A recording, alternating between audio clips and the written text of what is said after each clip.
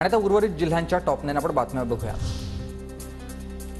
लातूर जिल्ह्याच्या धने गावात बंधाऱ्यात पाणीसाठा उपलब्ध असून देखील आता पाण्यासाठी नागरिकांची वणवण। संतप्त नागरिकांनी प्रशासनाच्या ढिसाळ कारभाराला कंटाळून ग्रामपंचायतीला ठोकले कुलूप। वाशिम जिल्ह्यात यंदा खरीप हंगामासाठी 4,05,000 हेक्टरवर पेरणीचं नियोजन। हंगामासाठी आवश्यक बियाणं, रासायनिक खतांची मागणी केल्याची कृषी विभागाची माहिती। कशेडी बोगद्यातील दुतर्फा वाहतूक आजपासून सुरू। अत्याधुनिक यंत्रणेच्या सहाय्याने 45 मिनिटांचा प्रवास आता 8 मिनिटात होणार।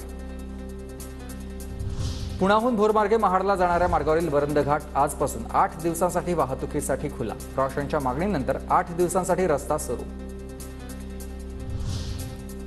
हवेचा उच्च दाब आणि वेगवान वाऱ्यामुळे कोकणात उष्णतेची लाट सदृश स्थिती।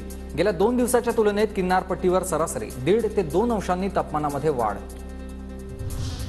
चंद्रपूर जिल्ह्यात तापमानाचा पारा वाढलाय। जिल्ह्यात 44 अंश सेल्सिअस इतक्या उच्चांकी तापमानाची नोंद। परभणी जिल्ह्यात तापमानात मोठी वाढ। जिल्ह्यात 41 अंश सेल्सिअस इतक्या उच्चांकी तापमानाची नोंद। थंडपेय पदार्थांच्या विक्रीत मोठी वाढ। अमरावतीच्या मेळघाटात भीषण पाणी टंचाई। विहिरीवर हंडाभर पिण्याच्या पाण्यासाठी महिलांची धडपड। बारामतीत तूर हरभरा खरेदीसाठी ऑनलाईन नोंदणी सुरू। बारामती कृषी उत्पन्न बाजार समितीमध्ये ऑनलाईन नोंदणीला सुरुवात झाली आहे।